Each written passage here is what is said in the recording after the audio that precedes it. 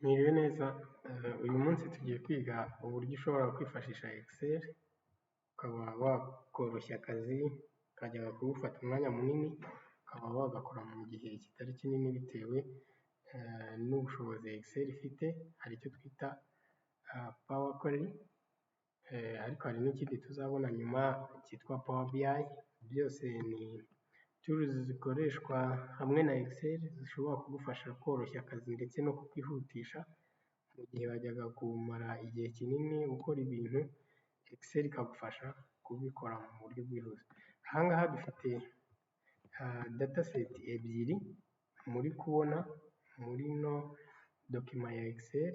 Dufite iyi ngiyi ibanza mubona irimo ubururu n'umweru, nk'uko mubibona.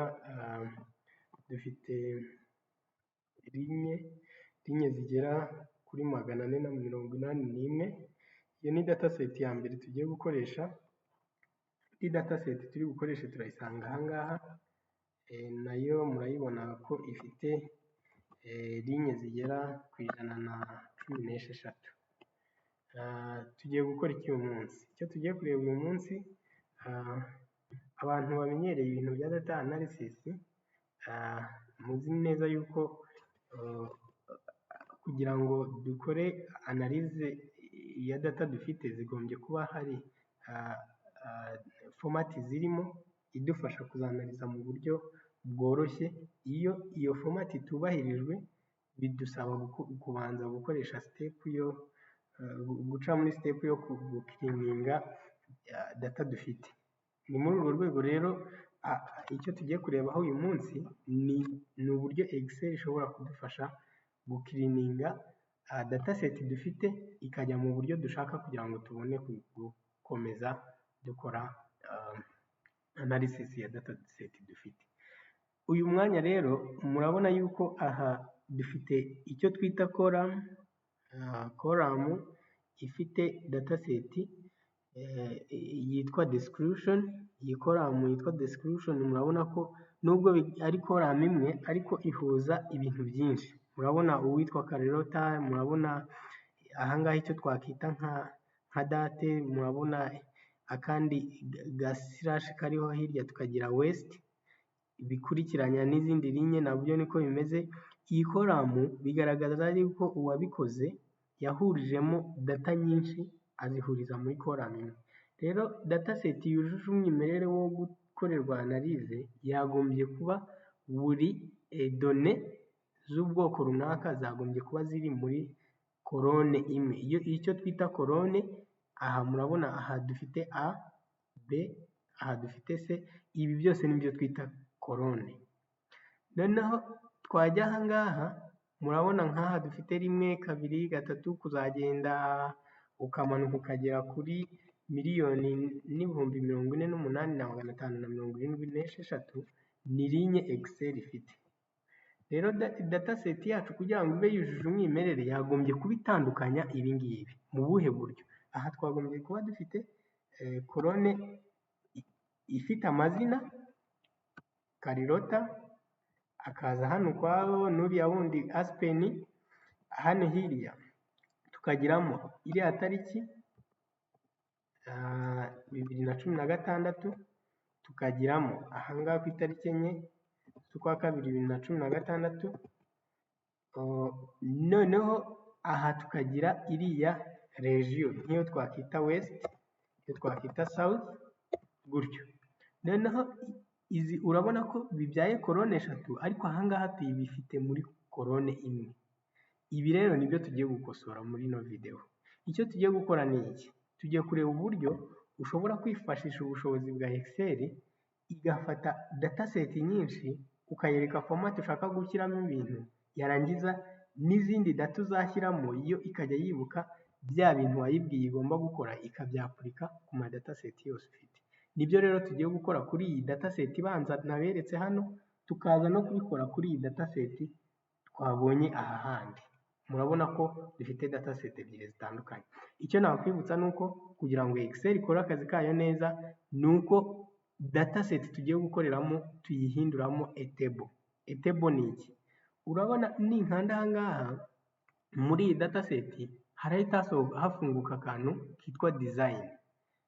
Dusange iyi dataset dufite, iyi ngiyi iri kuri A na B yitwa start sales, ni ukuvuga ngo ni table name. Murabona ahangaha handitseho table name, ariko ninkanda kuri ino dataset iri hano murasanga ka kantu ka design kabuze. Aka kantu ka design kaza ari uko ari table tool. Murabona ko ahantu hahise hazamo ngo table tool, ariko ninkanda aha kari akantu karahita kabura. Murabona ko gahise kagenda. Rero iyi table tool, iyi ntuza, impamvu kari kuza ni uko iyi dataset dufite ahangaha twayihinduyemo a table. Iyo tuyihinduyemo table bigira umumaro w'uko Excel ibasha kugufasha gukora akazi kayo. Iyo ibintu wabihinduye muri table, Excel ikora akazi kayo cyane mu buryo bwihuse kuri table kuruta muri dataset zisanzwe nk'iyi ngiyi turi kubona hano.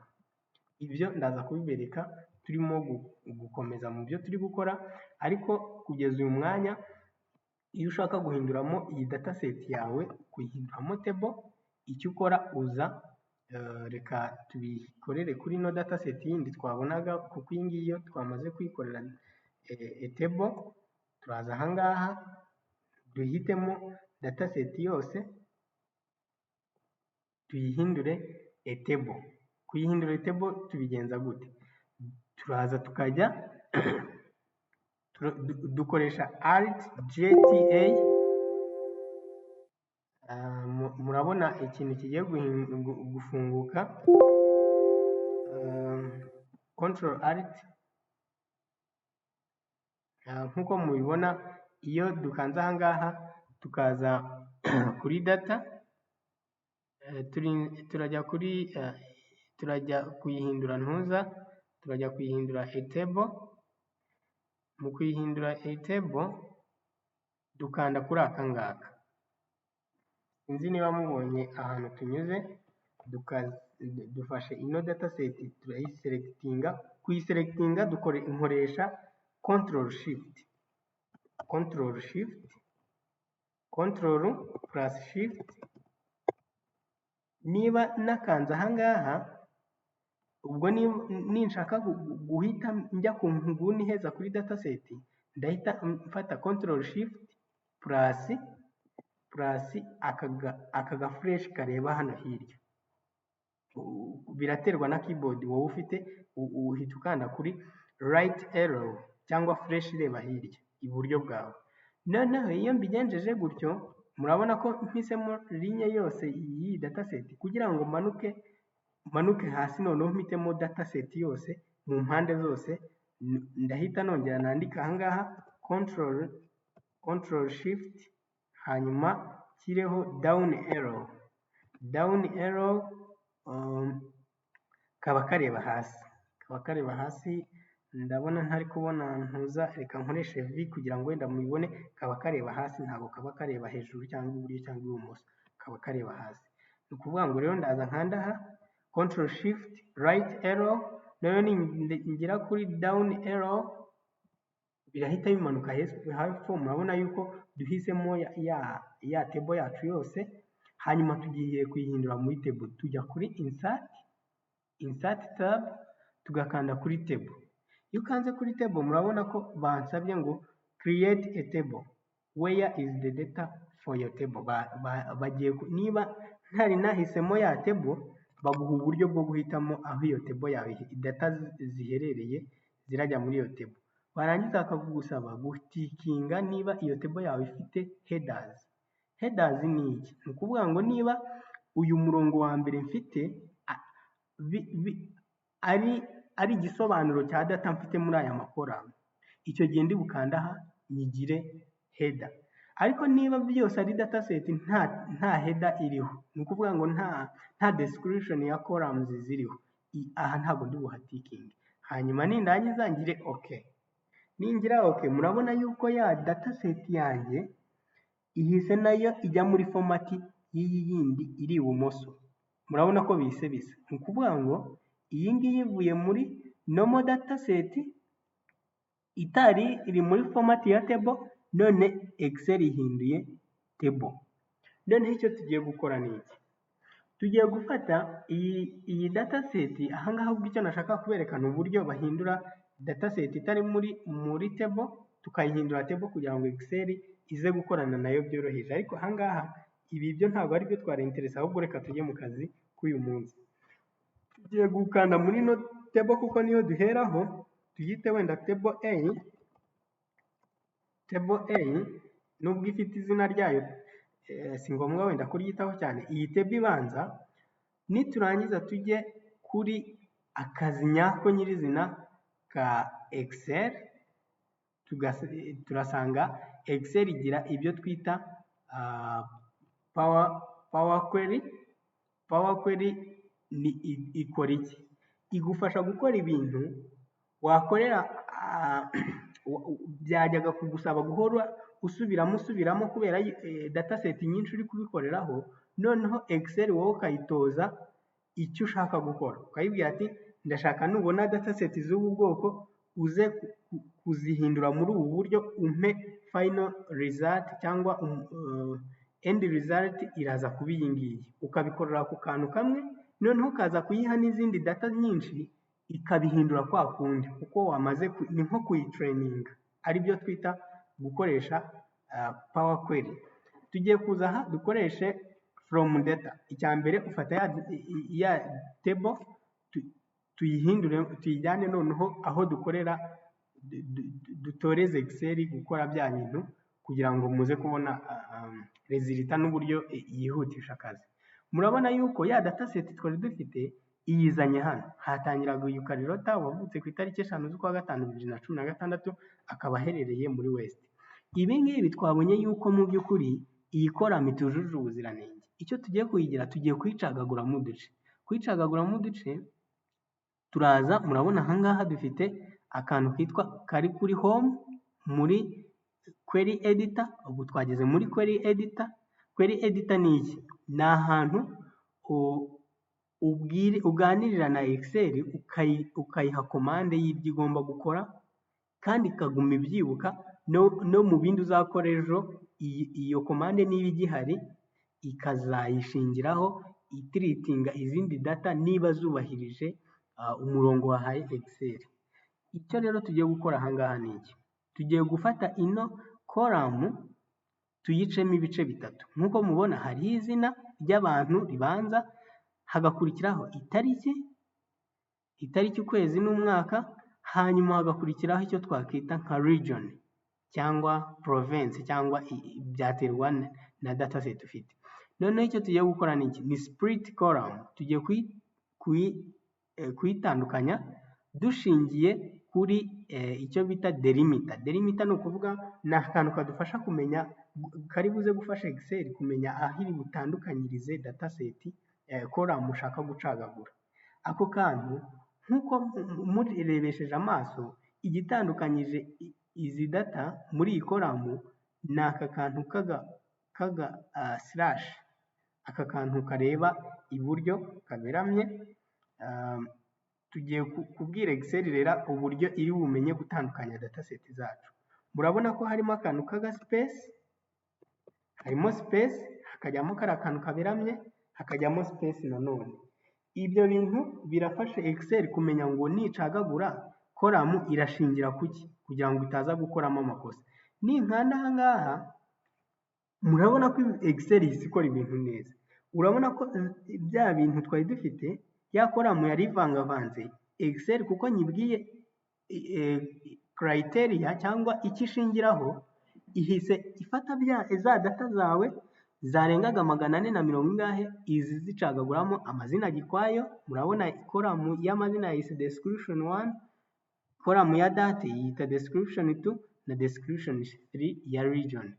Nubwo bimeze gutya, Excel ntabwo dushaka ko biguma gutya. Turashaka noneho kwita izi column mu mazina yazo nyakuri. Icyo dukora ni iki? Ahangaha nk'uko tuzabigarukaho mu gusobanura byimbitse uburyo Power Query ikora, icyo ukoze cyose muri iyi query editor, Excel iyi query editor ihita yandika kode ijyanye n'iyo command ukoze.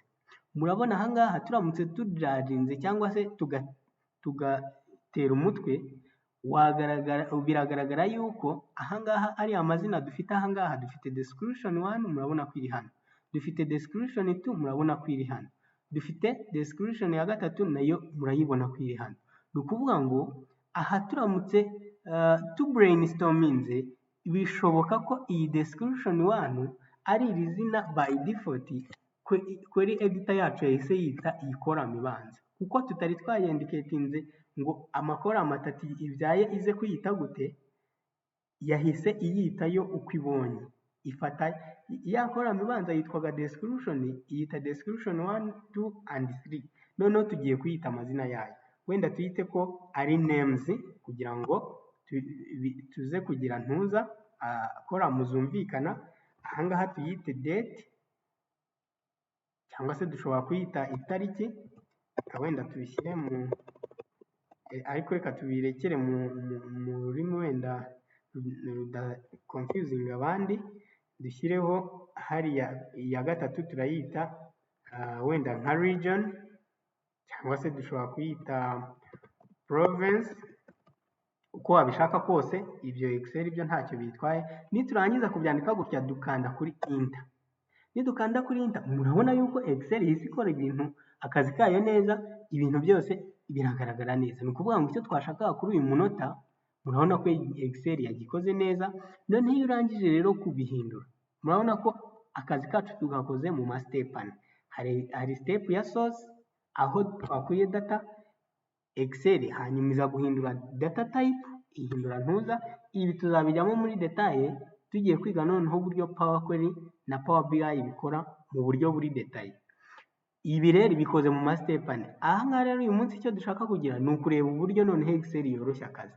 Icyo tugiye gukora aha ngaha, turaza aha kuri home, murabona aha dufite akitwa close and load. Mu gihe tubona ibyo twashaka gukora birangiye, turafata iyi noneho tuyi closing and load to.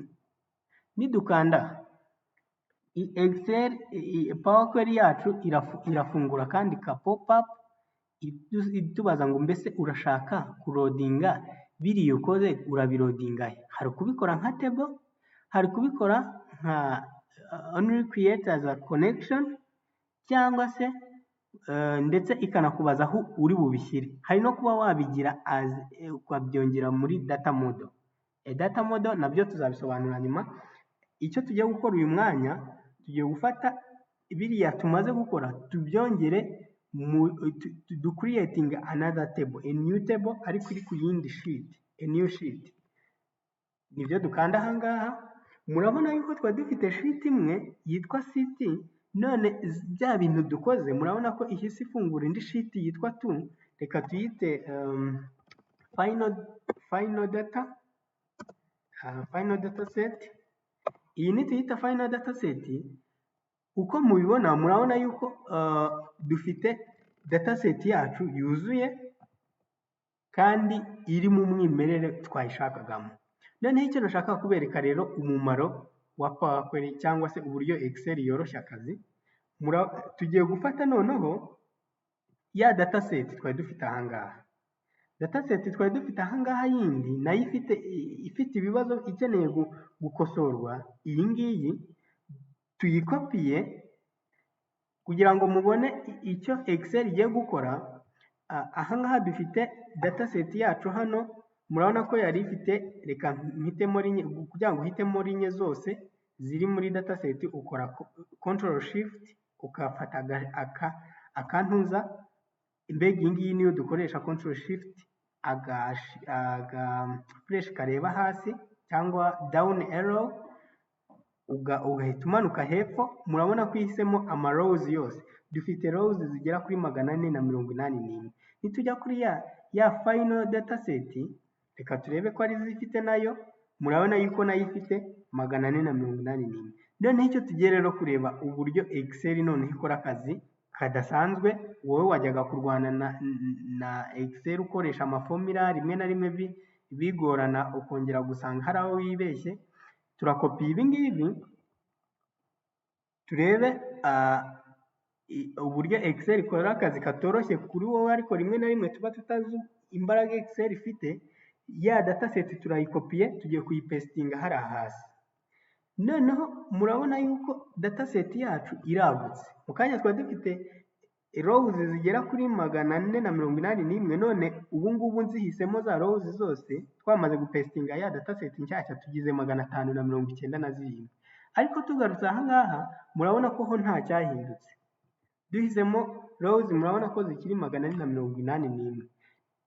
Ikiri cyo ni iki? Ni ukuvuga ngo iyo twongereye muri table hariya tukongera indi dataset twakuye hirya tukayipestinga aha ngaha, Excel ntabwo ihita yapudetinga za connections zindi dufite twakoreye muri Power Query, murabyibuka, iguma ibifite biri separate. Uba ukeneye gukora iki? Uba ukeneye kugaruka muri ya final dataset cyangwa ya sheet nshyashya twakuriyetinze, cyangwa aha ngaha kuri query, iyi connection twakuriyetinze aha ngaha ukayirefreshinga. Ushobora kuza ukagira right click hano ukagira, murabona aka kantu kitwa refresh. Aha ni nkora refresh tugomba kubona amarows angana nari muri iyi ngiyi iri original ya sheet twatangiranye. Ningira refresh hano, aha murabona yuko hari ikintu gihindutse. Murabona ko aha twari dufite 481, none naho duhise tugira 597. Nitunahitamo aha ngaha nizo tugomba kubona. Murabona ko arizo dufite aha ngaha. Ni ukuvuga ngo rero mu by'ukuri icyo Excel ikoze, twari twahereye kuri dataset ya mbere hano tuyereka uburyo dushaka kwikoramo ibintu, turangije tuhita tuyereka aho ijya kubishyira. Noneho kugira ngo turebe uburyo Excel yoroshya akazi, dufata none indi dataset nayo ifite ibibazo tuyihuza na ya dataset iri hariya hirya twakozemo table. Tubihuje Excel dusubiye aha ngaha kuri refreshinga, Excel ihita igira ite? Ihita ifata ya dataset nshyashya tuzanye nayo ihita iyikosora muri bwa buryo twayeretse igomba gukosora, hanyuma iduha ya dataset iri final. Ibi ni ukuvuga ngo ushobora gufata n'izindi dataset niba ufite dataset 50, provided yuko wowe connection yawe igihari wayikoze.